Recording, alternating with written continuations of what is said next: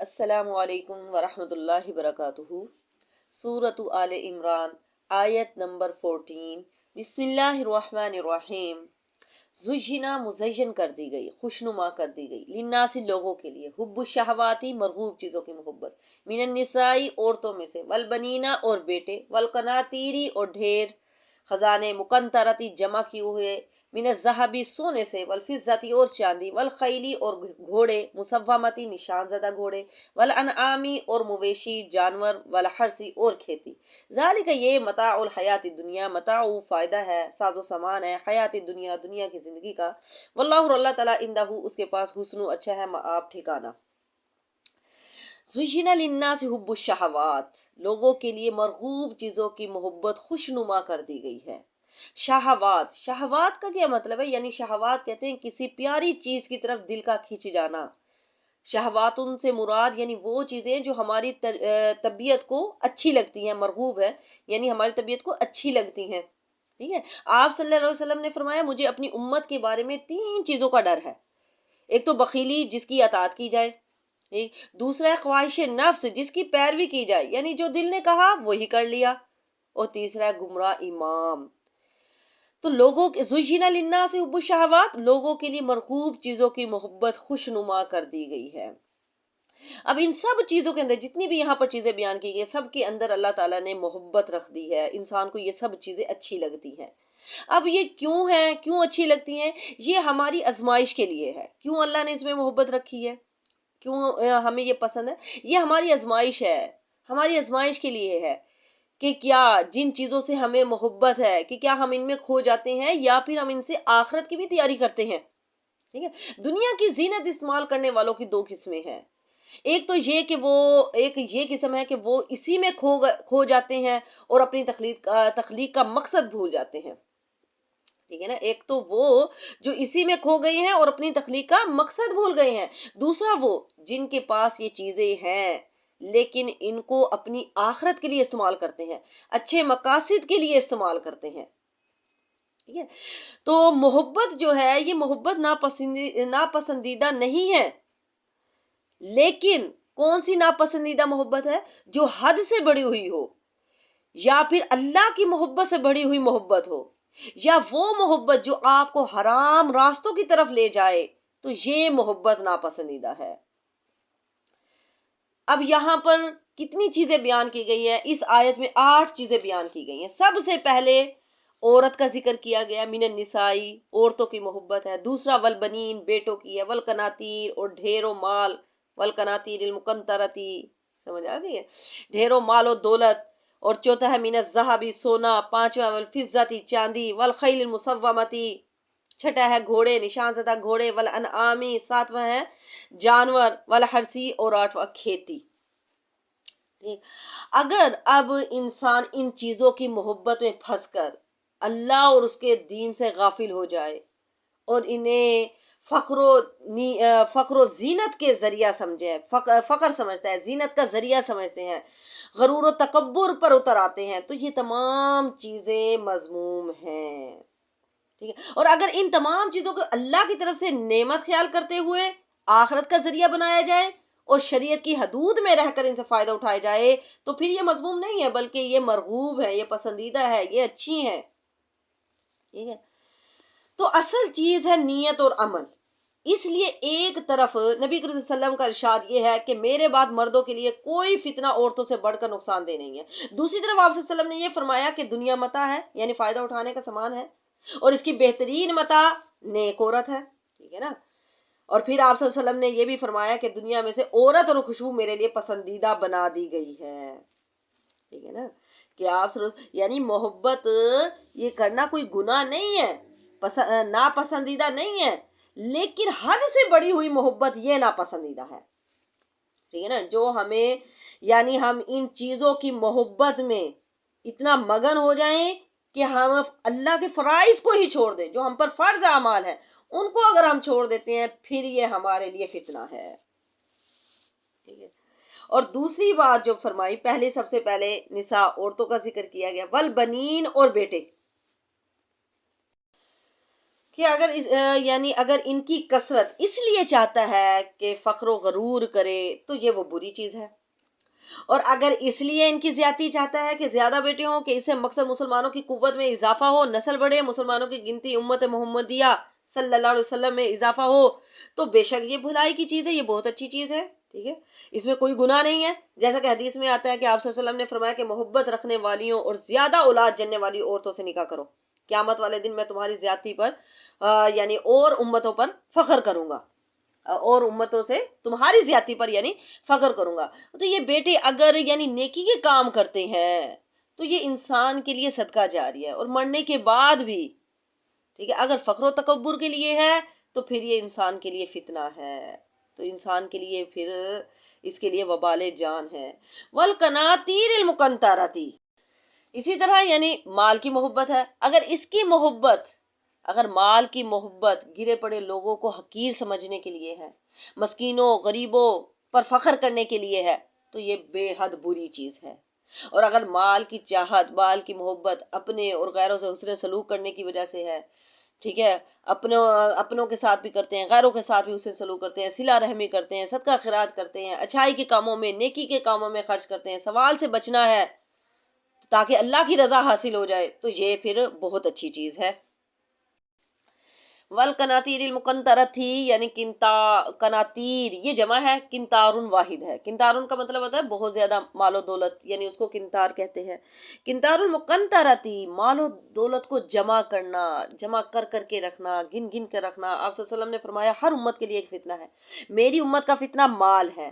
فرمایا لوگوں پر ایک ایسا زمانہ بھی آئے گا کہ کوئی پرواہ نہیں کرے گا کہ جو اس نے حاصل کیا، کہ وہ حلال ہے یا حرام ہے، اور ایمان والوں کے لیے مال یہ خیر ہے کیونکہ وہ اسے اللہ کے راستے میں خرچ کر کے اپنی نیکیوں میں اضافہ کرتے ہیں، ٹھیک ہے نا، اپنی نیکیوں میں اگر آپ اللہ کے راستے میں خرچ کرتے جا رہے ہیں، ٹھیک ہے نا، اپنی ضروریات بھی پوری کر رہے ہیں، اللہ کے راستے میں بھی خرچ کر رہے ہیں، پھر کوئی گناہ نہیں ہے، لیکن صرف جمع ہی کرتے جا رہے ہیں پھر گناہ ہے۔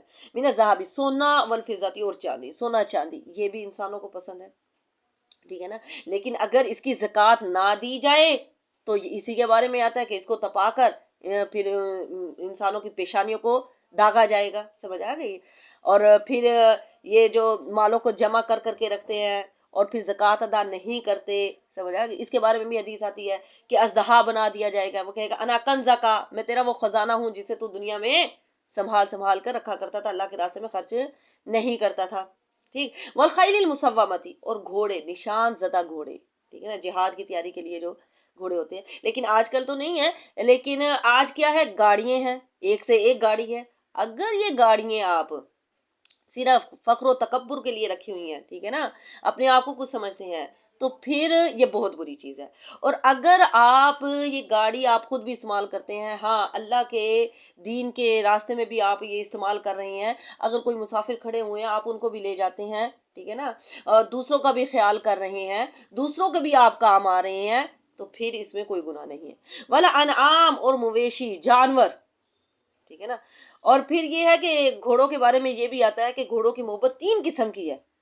ایک تو ہے کہ گھوڑوں کو یعنی پالتے ہیں جہاد کے لیے، تو یہ گھوڑے جو ہے جو جہاد کے لیے پالے جاتے ہیں اس میں اجر و ثواب ہے، ٹھیک ہے نا، مکمل طور پر اجر و ثواب ہی ملتا رہتا ہے۔ اور جو فخر و تکبر کے لیے پالتے ہیں، ٹھیک ہے نا، یہ اس کے لیے وبال بن جاتا ہے۔ اور تیسرا ہے جو سوال سے بچنے کے لیے، نسل کی حفاظت کے لیے پالتے ہیں، اور اس میں اللہ کا بھی حق ادا کرتے ہیں، تو اس پر نہ تو کوئی اجر ہے نہ ہی کوئی عذاب ہے، ٹھیک۔ والانعام اور مویشی، جانور، یعنی والانعام یعنی جانور، مویشی، یہ بھی یعنی اس کے بھی، ان سے بھی ہم بہت سے فائدے حاصل کرتے ہیں، ان کے بہت سے فائدے ہیں، کھیتی باڑی کے کام آتے ہیں، ان کے دودھ ہم پیتے ہیں، گوشت کھاتے ہیں، یعنی ان کے بہت سے فائدے ہیں، لیکن اگر انسان ان کو بڑھاتے ہی چلے جا رہے ہیں، زکوٰۃ ادا نہیں کرتے، تو پھر یہ ان کے لیے مصیبت کا باعث ہے۔ والحرث اور کھیتی، ٹھیک ہے نا، اگر اس کا زمین ہے تو اس کا یعنی عشر وغیرہ نہیں دیتے، اس کی اللہ کے راستے میں نہیں نکالتے اس کا حصہ، تو پھر یعنی یہ ہمارے لیے وبال ہے، ٹھیک ہے نا، یہ پھر ہمارے لیے یعنی عذاب کا ذریعہ بن جائیں گے، اور اسی زمین کے پیچھے تو انسان قتل و غارت کرتے ہیں، ٹھیک۔ اب یہ یہاں پر جتنی بھی چیزیں بیان کی گئی ہیں یہ سب چیزیں فتنہ کب ہیں؟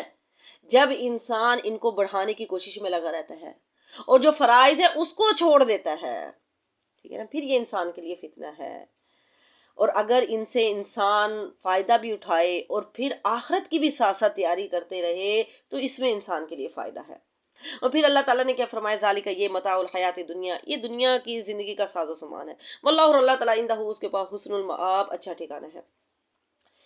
آگے فرمایا، کل کہہ دیجیے، اونبئکم، کیا میں تمہیں بتاؤں، بخیرن، بہتر، من ذالکم، اس سے بہتر، للذین، ان لوگوں کے لیے، نتقو، جو پرہیزگار ہے، عند ربہم، ان کے رب کے پاس، جنات، باغات ہے، تجری، چلتی ہے، من تحتها الانہار، جس کے نیچے سے نہریں، خالدین، ہمیشہ رہیں گے، فیہا، اس میں، ازواج، وہ بیویاں ہیں، اور بیویاں ہیں، مطہرۃ، پاک، ورضوان، اور رضامندی ہے، خوشنودی ہے، من اللہ، اللہ تعالیٰ کی، واللہ، اور اللہ تعالیٰ، بصیر، دیکھنے والا، بالعباد، بندوں کو۔ تو اب اس آیت میں اہل ایمان کو بتایا جا رہا ہے کہ دنیا کی چیزوں میں ہی مت کھو جانا، ٹھیک ہے نا، دنیا کی چیزوں میں ہی مت کھو جانا، بلکہ اس سے بہتر تو وہ زندگی ہے اور اس کی نعمتیں ہیں جو اللہ کے پاس ہے، جن کے مستحق کون ہوں گے، نتقو، جو کہ پرہیزگار ہے، اہل تقوی ہوں گے، اس لیے تم تقوی اختیار کرو۔ اگر تقوی تمہارے اندر پیدا ہو گیا تو یقیناً تم دین و دنیا کی بھلائیاں اپنے دامن میں سمیٹ لو گے۔ جس کی طرف میں تمہیں بلا رہا ہوں وہ ہمیشہ والی نعمتیں ہیں، جہاں ہر قسم کی نہریں بہ رہی ہیں، کہیں شہد کی نہریں ہیں، کہیں دودھ کی، کہیں پاک شراب کی نہریں ہیں، کہیں پانی، نفیس پانی کی، جنت کی نعمتیں، وہ نعمتیں ہیں جو نہ کسی کان نے سنی ہو، نہ کسی آنکھ نے دیکھی ہو، نہ کسی دل میں خیال بھی گزرا ہو۔ ان جنتوں میں متقین لوگ رہیں گے، نہ تو یہ جنت سے نکالے جائیں گے اور نہ یہ نعمتیں گھٹیں گی، کم بھی نہیں ہوں گی۔ پھر وہاں بیویاں جو ملیں گی وہ ہر قسم کی میل کچیل سے پاک ہوں گی، حیض و نفاس سے، گندگی سے، پلیدگی سے پاک صاف ہوں گی، ہر طرح سے پاک صاف ستھری ہوں گی، پاکیزہ ہیں، اور ان سب سے بڑھ کر اللہ کی رضامندی انہیں حاصل ہو جائے گی، سبحان اللہ۔ اور اس کے بعد کبھی بھی اللہ تعالیٰ ان سے ناراض نہیں ہو گئے، ناراضگی کا کھٹکا انہیں نہیں ہوگا، اور یہ نعمت، رضامندی والی نعمت، جنت کی تمام نعمتوں سے اعلیٰ ہے۔ اللہ تبارک و تعالیٰ نے فرمایا، وَرِضْوَانٌ مِّنَ اللَّهِ اکبر، اللہ کی طرف سے تھوڑی سی رضامندی کا حاصل ہونا سب سے بڑی چیز ہے۔ وَرِضْوَانٌ مِّنَ اللَّهِ، ساری نعمتوں سے بڑھ کر اللہ کی رضامندی ہے، ٹھیک ہے نا، حدیث میں آتا ہے اللہ تبارک و تعالیٰ اہل جنت سے کہیں گے، جب جنتی جنت میں چل جائیں گے تو اللہ تعالیٰ ان سے پوچھیں گے، کیا تم اب خوش ہو؟ تو وہ کہیں گے، ہاں اللہ ہم خوش ہیں، تو نے ہمیں وہ کچھ دیا جو کہ دوسروں کو نہیں دیا، یعنی ہم جنت میں آ گئے، ہم خوش ہیں۔ تو اللہ تعالیٰ فرمائے گا، اب میں تمہیں ایک اور چیز دوں گا۔ وہ کہیں گے، اب کیا اللہ تعالیٰ نے دینا ہے؟ تو اللہ تعالیٰ فرمائیں گے کہ میں اب کبھی بھی تم سے ناراض نہیں ہوں گا، ٹھیک ہے نا، اللہ کی رضامندی ہوگی۔ ازواج مطہرہ، پاکیزہ بیویاں ہوں گی، اس میں پاک بیویاں، جسمانی طور پر بھی پاکیزہ ہوں گی، اخلاقی طور پر بھی پاکیزہ ہوں گی، دل کے اعتبار سے بھی، عزت و عصمت کے لحاظ سے بھی، ہر طرح سے پاک ہوگی، اور اللہ کی خوشنودی ہوگی، اللہ ان سے کبھی بھی ناراض نہیں ہوگا، اللہ کی رضامندی ان کے لیے ہو جائے گی، واللہ، اور اللہ تعالیٰ، بصیر، دیکھنے والا، بالعباد، بندوں کو۔ آگے فرمایا، الذین، وہ لوگ، یقولون، جو کہتے ہیں، ربنا، رب ہمارے، اننا، بے شک ہم، آمنا، ہم ایمان لائے، فاغفر لنا، پس بخش دے، لنا، ہمیں، ذنوبنا، ہمارے گناہوں کو، وقنا، اور بچا ہمیں، عذاب النار، آگ کے عذاب سے۔ تو جو لوگ کہتے ہیں ربنا اننا آمنا، اے ہمارے رب بے شک ہم ایمان لائے، ہمیں بخش دے، تو اللہ کے متقی بندے یہ دعا کرتے ہیں، ٹھیک ہے نا، اللہ کے متقی بندے یہ والی دعا کرتے ہیں۔ اور پھر وہ کون سے بندے ہیں؟ جنہیں آخرت میں نعمتیں ملے گی، کون سی نعمتیں؟ جو پیچھے بیان ہوئی ہیں، وہ سب نعمتیں انہیں ملے گی، اور پھر وہ یہ دعا کرتے ہیں، اور ان لوگوں کی صفات کیا ہیں وہ اگلی آیت میں بیان ہو رہی ہے، وہ اگلی آیت میں بیان ہو رہی ہے کہ کون سی صفات ہیں، ٹھیک ہے۔ اچھا، انہوں نے کہا ربنا، اے رب ہمارے، بے شک ہم ایمان لائے ہیں، ٹھیک ہے، اس دعا میں اپنے ایمان لانے کا ذکر کر کے اللہ سے دعا مانگی گئی ہے۔ تو اس آیت سے پتہ چلتا ہے کہ نیک عمل کے وسیلے سے دعا کی جا سکتی ہے، ٹھیک ہے نا، کیونکہ انہوں نے کہا انہوں نے یہ دعا کی کہ ہم ایمان لائے ہیں اس لیے ہمیں بخش دے۔ تو اس سے پتہ چلتا ہے انسان اپنے نیک کام کو وسیلہ بنا سکتا ہے، نیک کام کے وسیلے سے دعا مانگ سکتا ہے۔ آگے فرمایا الصابرین صبر کرنے والے، والصادقین اور سچے، والقانتین اور فرما بردار حکم بجا لانے والے، والمنفقین خرچ کرنے والے، والمستغفرین اور بخشش مانگنے والے، بالاسحار رات کے پچھلے پہر، بالاسحار سحری کے وقت، الصابرین صبر کرنے والے۔ صبر کیا ہے کہ جب کوئی تکلیف پہنچے تو اس پر صبر کرنا، اپنے آپ کو روک لینا، حد سے نہیں بڑھنا، ٹھیک ہے نا۔ الصبر عند الصدمۃ الاولیٰ، صبر وہ ہے جس وقت صدمہ پہنچا ہے اسی وقت صبر کرنا ہے، ٹھیک ہے نا۔ صبر کرنے والے، نیکی کرنے پر صبر کرنا، گناہ سے بچنے پر صبر کرنا، مصیبتیں آنے پر صبر کرنے والے، الصابرین صبر کرنے والے۔ اور صبر یہ سب سے وسیع اور بہتر نعمت ہے۔ آپ صلی اللہ علیہ وسلم نے فرمایا کسی انسان کو، کسی بھی شخص کو صبر سے بہتر اور کشادہ تر کوئی اور نعمت نہیں ملی، یعنی جس کو صبر مل گیا تو اس کو بہت بڑی نعمت مل گئی۔ آپ صلی اللہ علیہ وسلم نے فرمایا افضل ایمان صبر اور نرمی کرنا ہے، اور صبر کے ساتھ ہی مدد آتی ہے۔ اسی طرح ایک اور حدیث ہے کہ آپ صلی اللہ علیہ وسلم نے فرمایا کہ اللہ تبارک و تعالیٰ فرماتے ہیں جب میں مومن بندے کی محبوب چیز اٹھا لیتا ہوں پھر وہ ثواب کی نیت سے اس پر صبر کرتا ہے تو اس کا بدلہ جنت ہے۔ اور محبوب چیز یعنی ماں فوت ہو جائے یا باپ چلے جائے یا اولاد فوت ہو گئی ہے، بچے، نوکری ہے، کچھ بھی جس سے انسان محبت کرتا ہے، اگر اس میں کوئی نقصان ہو گیا ہے، اگر اللہ تعالیٰ اسے چھین لیتا ہے، ٹھیک ہے، اگر وہ اس پر ثواب کی نیت سے صبر کرتا ہے تو اس کا بدلہ جنت ہے۔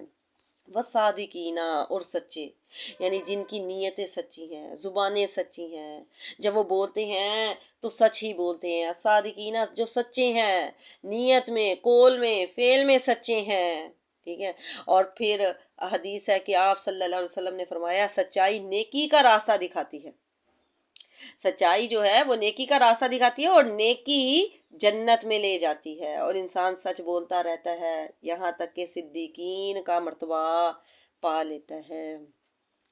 والقانتین اور فرما بردار، قانتین حکم ماننے والے، ٹھیک ہے نا، فرما برداری کرنے والے یعنی مسلسل اللہ کی اطاعت کرنے والے، نافرمانی نہ کریں یعنی مسلسل اللہ تعالیٰ کی اطاعت کر رہے ہیں، جو اللہ تعالیٰ نے حکم دیا اس پر عمل کرنا، جن کاموں سے منع کر دیا ہے اس سے رک جانا، اللہ کی اطاعت و فرما برداری کر رہے ہیں۔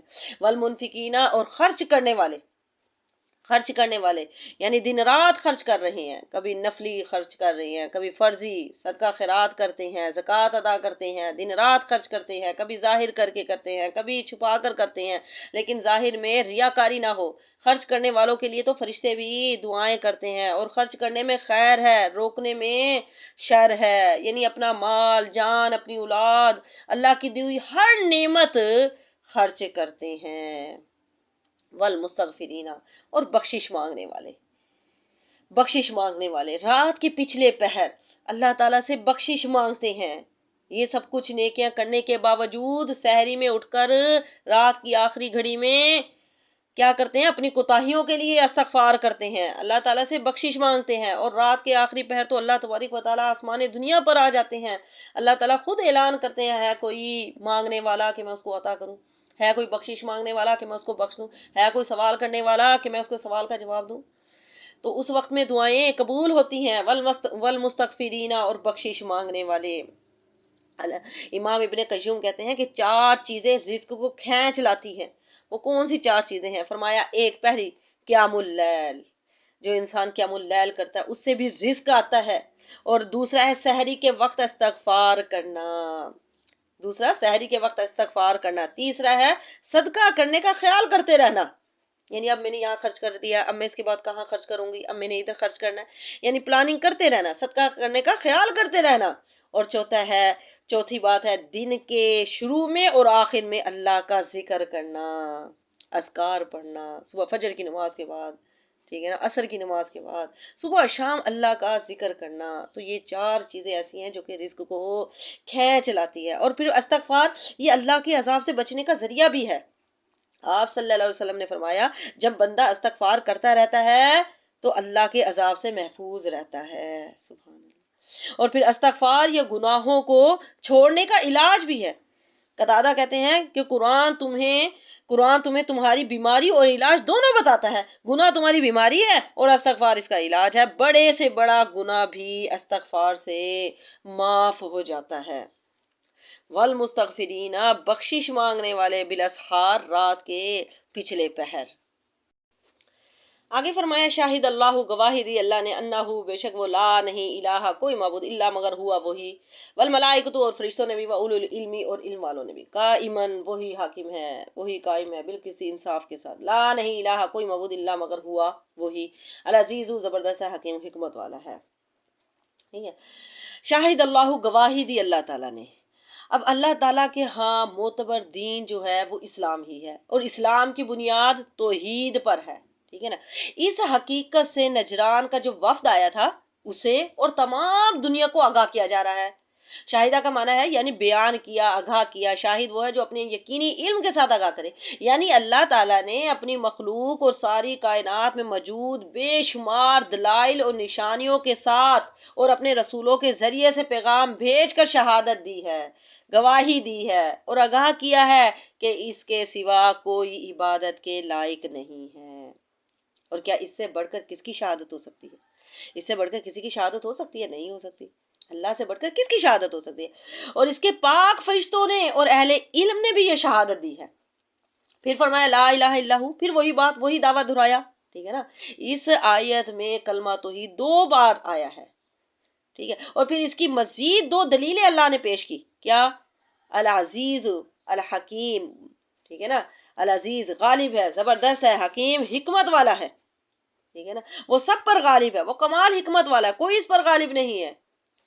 ٹھیک. اچھا، اس آیت میں جو اہل علم ہے، اہل علم کی بڑی فضیلت آئی ہے، بڑی عظمت بیان کی گئی ہے کہ اللہ تعالیٰ نے اپنے اور فرشتوں کے ناموں کے ساتھ ان کا ذکر کیا ہے. سبحان اللہ.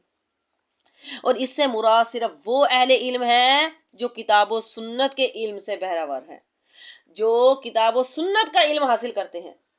ٹھیک ہے نا.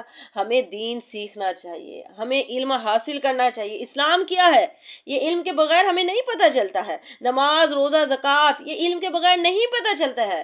تو ہمیں دینی علم ضرور سیکھنا چاہیے، علم حاصل کرنا چاہیے.